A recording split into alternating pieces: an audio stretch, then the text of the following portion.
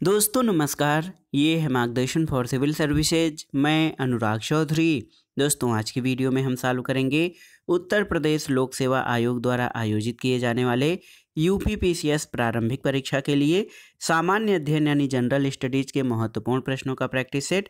ये प्रश्न उत्तर प्रदेश लोक सेवा आयोग द्वारा आयोजित किए जाने वाले अन्य परीक्षाओं जैसे आरओ यानी समीक्षा अधिकारी, सहायक समीक्षा अधिकारी, गवर्नमेंट इंटर कॉलेज प्रवक्ता, गवर्नमेंट डिग्री कॉलेज और एलटी ग्रेड आदि परीक्षाओं के सामान्य अध्ययन खंड के लिए बहुत ही उपयोगी हैं।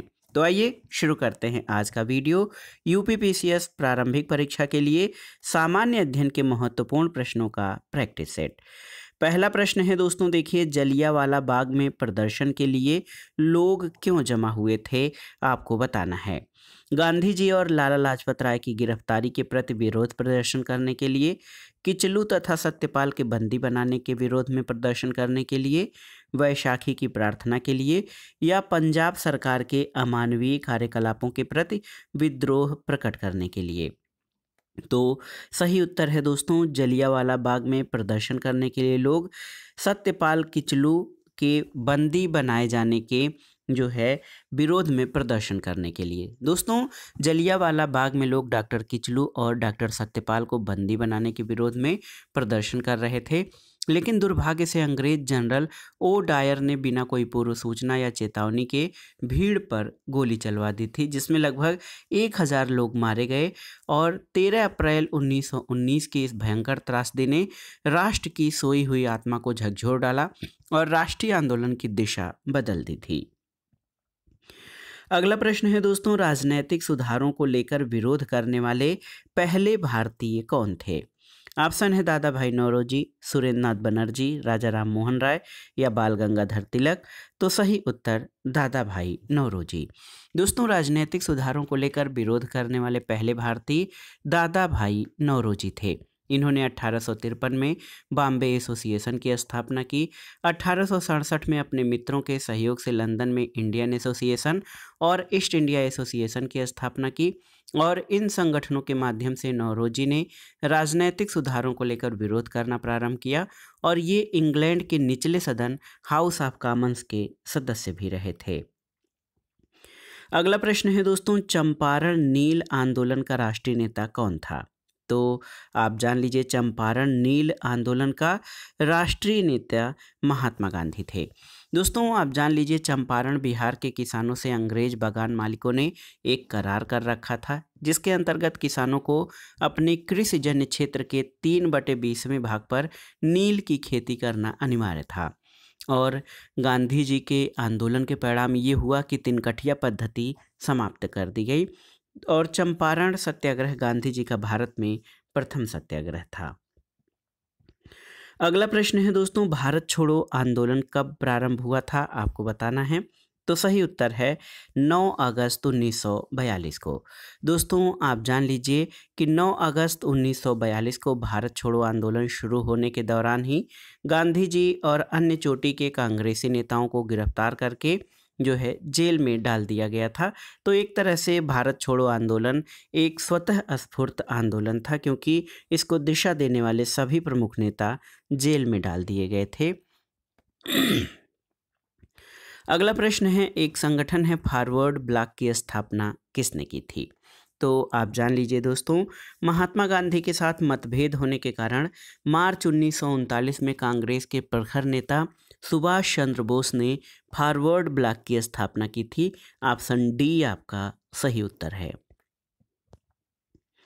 अगला प्रश्न है दोस्तों, महात्मा गांधी ने खिलाफत आंदोलन का समर्थन क्यों किया। पहला है, खलीफा ने क्रांतिकारियों को शरण दी थी। गांधी जी ने अंग्रेजों के खिलाफ अपने आंदोलन में भारतीय मुसलमानों का सहयोग प्राप्त करना चाहा था। खलीफा ने भारत के स्वतंत्रता आंदोलन का समर्थन किया था, या खलीफा गांधी जी के अच्छे मित्र थे। तो किस कारण से। तो सही उत्तर है ऑप्शन बी, गांधी जी ने अंग्रेजों के खिलाफ अपने आंदोलन में भारतीय मुसलमानों का सहयोग प्राप्त करना चाहा था, इसीलिए उन्होंने खिलाफत आंदोलन का समर्थन किया था। दोस्तों गांधी जी हिंदू और मुसलमान दोनों को अंग्रेजों के खिलाफ जन आंदोलन में लाना चाह रहे थे और इसी कारण उन्होंने दोस्तों खिलाफत आंदोलन का समर्थन किया था। अगला प्रश्न है दोस्तों, देखिए भारत की सर्वाधिक वर्षा मुख्यतः प्राप्त होती है किससे? उत्तर पूर्वी मानसून से, वापस होते मानसून से, दक्षिण पश्चिम मानसून से या संवहनिक वर्षा से? तो सही उत्तर ऑप्शन सी, दक्षिण पश्चिम मानसून से दोस्तों भारत में सर्वाधिक वर्षा प्राप्त होती है। और भारत में वर्षा ऋतु जो है वो मध्य जून से सितंबर तक रहती है। और इसमें आप जान लीजिए दक्षिण पश्चिम मानसून से सर्वाधिक वर्षा प्राप्त होती है, जो कि अरब सागर का मानसून भी कहा जाता है। अगला प्रश्न है दोस्तों, दक्षिण अमेरिका की सबसे बड़ी नदी कौन सी है? तो सही उत्तर है दक्षिण अमेरिका की सबसे बड़ी नदी अमेजन है। ऑप्शन बी आपका सही उत्तर है। और अमेजन नदी विश्व की सबसे विशाल और दूसरी सबसे लंबी नदी है। ये इंडीज से निकलती है और ब्राज़ील से गुजरते हुए अटलांटिक महासागर में गिरती है। अमेजन नदी दक्षिणी अमेरिकी महाद्वीप का लगभग 40% जल प्रवाह समेटती है और इसकी लगभग 1000 सहायक नदियां हैं और इसमें से कई 1600 किलोमीटर से भी अधिक लंबी है। अगला प्रश्न है दोस्तों, बिहार और उत्तर प्रदेश राज्यों की संयुक्त सिंचाई परियोजना कौन सी है? देखिए, दामोदर वैली, कोसी परियोजना, सोन बैराज या गंडक परियोजना? तो सही उत्तर है गंडक परियोजना दोस्तों बिहार और उत्तर प्रदेश की संयुक्त सिंचाई परियोजना है और गंडक नदी सोनपुर के समीप गंगा में मिलती है। अगला प्रश्न है दोस्तों, भारत में जनसंख्या के अनुसार तीसरा और क्षेत्रफल में 12वां राज्य कौन सा है? ऑप्शन देखिए, महाराष्ट्र, मध्य प्रदेश, कर्नाटक और बिहार। तो सही उत्तर है बिहार। दोस्तों बिहार भारत के उत्तर पूर्वी भाग में अवस्थित है। लंबाई उत्तर से दक्षिण में 345 किलोमीटर, चौड़ाई पूरब से पश्चिम की ओर 483 किलोमीटर है और बिहार का क्षेत्रफल 94,163 वर्ग किलोमीटर है। दोस्तों आप जान लीजिए क्षेत्रफल की दृष्टि से भारतीय राज्यों में इसका 12वां स्थान है, लेकिन जनसंख्या में ये तीसरे क्रम पर है। तो आप जान लीजिए बिहार जनसंख्या की दृष्टि से तीसरा और क्षेत्रफल में 12वें स्थान पर है। अगला प्रश्न है, किस संविधान संशोधन बिल के द्वारा मतदान देने की आयु 21 वर्ष से घटाकर 18 वर्ष कर दी गई थी? तो उत्तर आप जान लीजिए 61वां संविधान संशोधन। दोस्तों 61वां संविधान संशोधन अधिनियम 1989 द्वारा अनुच्छेद 326 में संशोधन करके मतदान की न्यूनतम आयु 18 वर्ष कर दी गई, जबकि पहले ये कितनी 21 वर्ष हुआ करती थी। अगला प्रश्न है दोस्तों, भारत के संविधान में मौलिक कर्तव्य किस संविधान संशोधन के द्वारा जोड़े गए हैं? तो आप जानते हैं बहुत ही आसान सा प्रश्न है। 42वां संविधान संशोधन 1976 यानी 1976 के द्वारा। दोस्तों भारतीय संविधान में सरदार स्वर्ण सिंह समिति की सिफारिशों के आधार पर 42वें संविधान संशोधन अधिनियम 1976 के द्वारा मौलिक कर्तव्यों को संविधान में शामिल किया गया था। अगला प्रश्न है, दक्षिणी गोलार्ध में सबसे बड़ा दिन कौन सा होता है? तो उत्तर है 22 दिसंबर, ऑप्शन बी। देखिए दोस्तों 22 दिसंबर की स्थिति में दक्षिणी ध्रुव सूर्य के सम्मुख होता है और सूर्य मकर रेखा पर लंबवत चमकता है, जिससे यहाँ ग्रीष्म ऋतु होती है और इस स्थिति को मकर संक्रांति कहा जाता है। और इस समय उत्तरी गोलार्ध में सूर्य तिरछा चमकता है, जिससे दिन छोटा और रातें बड़ी होती हैं और गर्मी कम होने से जाड़े की ऋतु होती है। और दक्षिणी गोलार्ध में सबसे बड़ा दिन 22 दिसंबर को होता है। अगला प्रश्न है दोस्तों, विश्व बैंक की रिपोर्ट के अनुसार भारत में 50% से अधिक निर्धन किन 4 राज्यों में निवास करते हैं? तो आप जान लीजिए ये हैं बिहार, उत्तर प्रदेश, मध्य प्रदेश और उड़ीसा। और बहुत सामान्य सा है दोस्तों, बिहार, यूपी, एमपी और उड़ीसा में गरीबों की संख्या सर्वाधिक है। और विश्व बैंक की एक रिपोर्ट में ये कहा गया कि 50% से अधिक निर्धन भारत के बिहार, उत्तर प्रदेश, मध्य प्रदेश और ओडिशा राज्यों में ही निवास करते हैं। अगला प्रश्न है दोस्तों, राजकोषीय घाटा है कुल व्यय कुल प्राप्तियां, राजस्व व्यय राजस्व प्राप्तियां, पूंजी व्यय पूंजीगत प्राप्तियां और बाजार ऋण, और बजटीय घाटे का योग और सरकार का बाजार ऋण तथा दायित्व। तो सही उत्तर हो जाएगा बजटीय घाटे का योग और सरकार का बाजार ऋण तथा दायित्व। दोस्तों राजकोषीय घाटा राजस्व प्राप्तियां अनुदानों तथा गैर ऋण पूंजीगत प्राप्ति के ऊपर सरकार के कुल व्यय का अतिरेक है। इससे राजस्व तथा पूंजीगत व्यय जिसमें उधार दिए गए शुद्ध ऋणों की राशि भी शामिल होती है, यानी बजटीय घाटे का योग और सरकार का बाजार ऋण तथा दायित्व ही राजकोषीय घाटा है। अगला प्रश्न है, आसान सा प्रश्न है, देखिए LIC यानी भारतीय जीवन बीमा निगम की स्थापना कब की गई थी? तो सही उत्तर है 1956। दोस्तों 19 जनवरी 1956 को केंद्र सरकार ने उन समस्त 245 भारतीय और विदेशी बीमा कंपनियों को अपने अधिकार में ले लिया और 1 सितंबर 1956 को इनका राष्ट्रीयकरण कर दिया।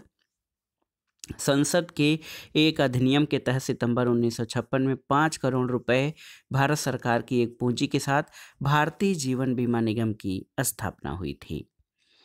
अगला प्रश्न पूछा गया है कि भील जाति कहाँ पाई जाती है? असम, झारखंड, पश्चिम बंगाल या महाराष्ट्र? तो सही उत्तर है महाराष्ट्र में।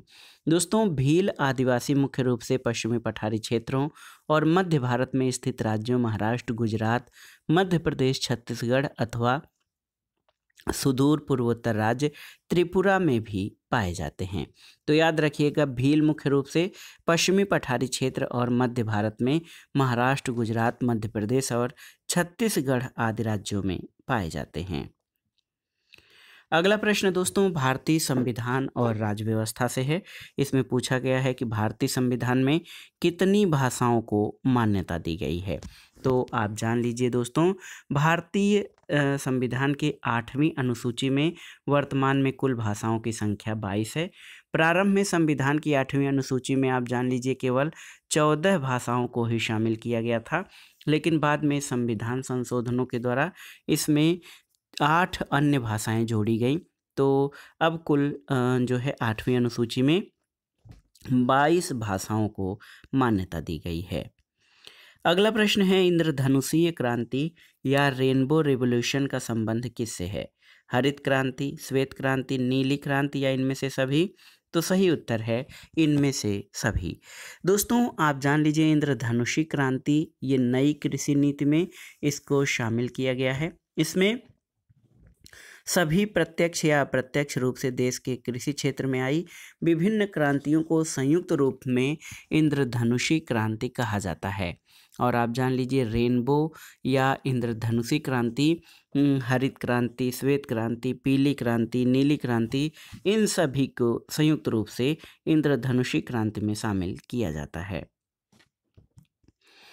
अगला प्रश्न है दोस्तों 1 रुपए के नोट पर किसके हस्ताक्षर होते हैं? तो आप जान लीजिए वित्त मंत्रालय के सचिव का। दोस्तों 1 रुपए के नोट पर वित्त सचिव के हस्ताक्षर होते हैं और 1 रुपए के सिक्के और छोटे सिक्कों को छोड़कर भारत में विभिन्न मूल्य वर्ग के नोट जारी करने का एक अधिकार रिजर्व बैंक को प्राप्त है। रिजर्व बैंक सरकार के प्रतिनिधि के रूप में 1 रुपए के नोटों तथा सिक्कों और छोटे सिक्कों का देश भर में वितरण कार्य करती है। अगला प्रश्न है दोस्तों एक उच्च न्यायालय का न्यायाधीश अपना त्यागपत्र किसको संबोधित करता है?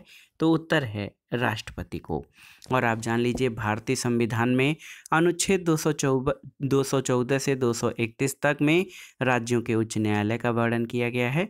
उच्च न्यायालय का कोई भी न्यायाधीश राष्ट्रपति को संबोधित करके अपना त्यागपत्र दे सकता है और राष्ट्रपति द्वारा उसे किसी अन्य राज्य के उच्च न्यायालय तथा सर्वोच्च न्यायालय में से जो है आप जान लीजिए कि कोई भी न्यायाधीश जो है वो राष्ट्रपति को संबोधित करके अपना त्यागपत्र दे सकता है। अगला प्रश्न है दोस्तों देखिए अर्थव्यवस्था से है कि यदि भारतीय रिजर्व बैंक के द्वारा नकद कोष अनुपात यानी कैश रिजर्व रेशियो में कमी की जाती है तो इसका साख सृजन पर क्या प्रभाव पड़ेगा? तो बहुत मोटा मोटा है कैश रिजर्व रेशियो और साख सृजन में जो है वो प्रतिलोम संबंध पाया जाता है। और आप जान लीजिए दोस्तों साख नियंत्रण में अगर नगद आरक्षण अनुपात जब कमी की जाती है तो साख सृजन में वृद्धि होगी। अगला प्रश्न है भारत में एक समय में पश्चिम बंगाल और आंध्र प्रदेश में सीमित नक्सलवाद किन राज्यों में भी फैला था? तो उत्तर हो जाएगा आपका उड़ीसा, छत्तीसगढ़ और झारखंड राज्यों में, क्योंकि इन राज्यों में बीते वर्षों में बहुत सारी नक्सलवादी घटनाएं हुई हैं। अगला प्रश्न है, इनमें से रक्त दाब का मापक यंत्र कौन सा है? स्फेरोमीटर, एनीमोमीटर, स्फिग्मोमैनोमीटर और एमीटर। तो सही उत्तर है स्फिग्मोमीटर दोस्तों, रक्त दाब मापने का यंत्र है। याद रखिएगा, स्फेरोमीटर से धरातल की वक्रता, एनीमोमीटर से वायु वेग, स्फिग्मोमैनोमीटर से रक्त दाब और एमीटर से विद्युत धारा मापा जाता है। अगला प्रश्न है दोस्तों, इन देशों में से कौन सा एक देश G8 समूह का सदस्य नहीं है? फ्रांस, इटली, स्पेन और जर्मनी। तो सही उत्तर है स्पेन। दोस्तों G8 दुनिया के 8 औद्योगिक दृष्टि से विकसित देशों का समूह है और इसमें स्पेन शामिल नहीं है। और आप जान लीजिए कि G8 में America, Britain, France, Germany, Japan, Canada, Italy और रूस शामिल हैं। इसमें स्पेन शामिल नहीं है। अगला प्रश्न है दोस्तों, 1, 2, 3 समझौता या 1, 2, 3 एग्रीमेंट किन देशों से संबंधित है? तो ये भारत और अमेरिका से संबंधित है। और आप जान लीजिए दोस्तों, 1, 2, 3 समझौता को भारत और अमेरिका असैनिक यानी सिविल परमाणु समझौता के नाम से भी जाना जाता है। इस योजना के फ्रेमवर्क को 18 जुलाई 2006 को भारतीय प्रधानमंत्री मनमोहन सिंह और अमेरिकी राष्ट्रपति जॉर्ज बुश के द्वारा जारी संयुक्त घोषणा पत्र के रूप में जाना जाता है। अगला प्रश्न है दोस्तों, किस देश की सरकारी रिपोर्ट को येलो बुक या पीली पुस्तक कहा जाता है? ऑप्शन देखिए, फ्रांस, ब्रिटेन, इटली और जर्मनी। तो सही उत्तर हो जाएगा फ्रांस। येलो बुक फ्रेंच सरकार की रिपोर्ट होती है, ब्लू बुक ब्रिटिश सरकार की रिपोर्ट, ग्रीन बुक ब्रिटिश सरकार की रिपोर्ट या प्रकाशन है, और आप जान लीजिए ग्रे बुक जापान और बेल्जियम सरकार का, वाइट बुक जो है ये पुर्तगाल, चीन और जर्मन सरकार का रिपोर्ट या प्रकाशन है, और वाइट पेपर भारत की सरकारी रिपोर्ट है जो तथ्यों सहित प्रकाशित की जाती है। अगला प्रश्न है दोस्तों, निम्नलिखित में से किस विदेशी नागरिक को भारत रत्न प्रदान किया गया है? Nelson Mandela, bill Clinton, Adolf Hitler या बोरिस एल्त्सिन। तो सही उत्तर नेल्सन मंडेला को। और ये बहुत ही महत्वपूर्ण प्रश्न है, आप जान लीजिए दोस्तों, विदेशी नागरिक के रूप में इन विकल्पों में से नेल्सन मंडेला को जो है वो भारत के सर्वोच्च सम्मान भारत रत्न से सम्मानित किया गया है। ये बहुत ही महत्वपूर्ण प्रश्न है। और खान अब्दुल गफ्फार खां प्रथम विदेशी नागरिक थे जिन्हें भारत रत्न दिया गया था। और आप देखिए नेल्सन मंडेला को 1990 में भारत रत्न दिया गया और ये द्वितीय विदेशी नागरिक हैं जिनको कि भारत रत्न से सम्मानित किया गया। अगला प्रश्न है दोस्तों, पुलित्जर पुरस्कार किस क्षेत्र में प्रदान किया जाता है? तो उत्तर है पत्रकारिता के क्षेत्र में। दोस्तों आप जान लीजिए, न्यूयॉर्क वर्ल्ड के प्रकाशक स्वर्गीय जोसेफ पुलित्जर की स्मृति में 1917 में कोलंबिया विश्वविद्यालय द्वारा पुलित्जर पुरस्कार शुरू किया गया और ये पुरस्कार पत्रकारिता के क्षेत्र में दिया जाता है। अगला प्रश्न है, भारत अमेरिका परमाणु संधि के संबंध में अमेरिका का कौन सा कानून विवादास्पद बना? देखिए, Kissinger act, Hyde act, Monroe act या बुश एक्ट। तो सही उत्तर है हाइड एक्ट। भारत अमेरिका परमाणु संधि के संबंध में अमेरिका में हाइड एक्ट बना है और अमेरिकी सीनेट सर हेनरी व्हाइट ने इस कानून को मूर्त रूप दिया है, इसलिए इसको हाइड के नाम से या हाइड अधिनियम के नाम से जाना जाता है। तो दोस्तों ये था आज का वीडियो। यूपीपीसीएस प्रारंभिक परीक्षा, आरओ और उत्तर प्रदेश लोक सेवा आयोग तथा अधीनस्थ सेवा चयन आयोग द्वारा आयोजित किए जाने वाले विभिन्न परीक्षाओं के लिए सामान्य ज्ञान यानी जनरल स्टडीज के महत्वपूर्ण प्रश्नों का अभ्यास सेट जो आपके आगामी परीक्षाओं के लिए बहुत ही उपयोगी है। आप इनको तैयार कर लीजिएगा और रिवाइज करते रहिएगा ताकि यदि ये प्रश्न परीक्षाओं में पूछे जाएं तो आप उनको सही अटेम्प्ट कर सकें। दोस्तों वीडियो आपको कैसा लगा हमें कमेंट बॉक्स में ज़रूर बताइएगा। वीडियो को लाइक करें, शेयर करें और इस चैनल मार्गदर्शन फॉर सिविल सर्विसेज को सब्सक्राइब करें। वीडियो देखने के लिए धन्यवाद दोस्तों, नमस्कार।